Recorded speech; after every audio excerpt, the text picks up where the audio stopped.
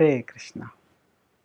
Goodness and ignorance may seem similar in action, but they are antipodal in disposition. The Bhagavad-gita analyzes human mindsets and behaviors in terms of the framework of the three modes: goodness, passion, and ignorance.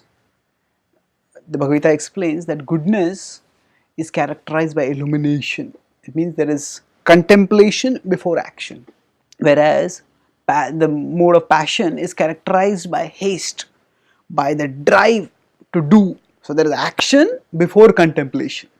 One doesn't think, just this wants to do a lot without really thinking whether that will lead to anything productive. And ignorance, so Krishna talks about this in 14.11, 12 and 13. About ignorance he says, aprakasho pravrittischa madho moha evacha tamasyetani jayante vivruddhe kurunandana. So he says aprakasha apravritti. Prakasha refers to illumination, that means contemplation before action, as we say, look before you leap. And pravritti refers to action, action before contemplation. But there is aprakasho apravrittischa. That means there is neither action, there is neither illumination nor action. Pramada moha evacha. There is simply moha, there is simply illusion. That is the characteristic when the mode of ignorance becomes very high. Now significantly, we could say that there is action in passion, and there is not action in ignorance, and there is not even action in goodness. That means externally speaking, say two people may be sitting on a seat on a sofa, and a third person might be running around. We might think the third person who is running around is working very hard, and these two people, we may look at them in the same way. Oh, both of them are lazy. But actually the person in goodness is physically inactive, but they are mentally active.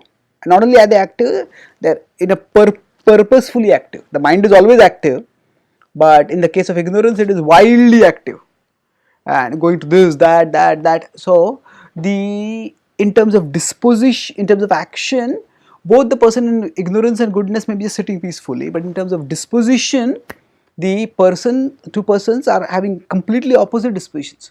One is thinking, processing, preparing, and then there will be effective action. Whereas the person is ignorance and just a stupor, not knowing what to do and not preparing to do anything at all. So it's lazy. So just as we may mistake a person in goodness to be similar to a person in ignorance, and we mistake that person to be lazy, similarly the other way, sometimes the person may be in ignorance and we may mistake them to be in goodness also.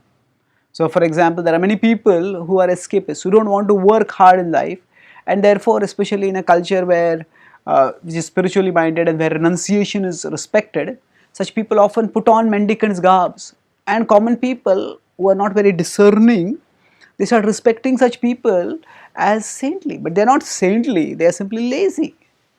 So actually, whenever we are to understand people, we can't just judge them based on their actions.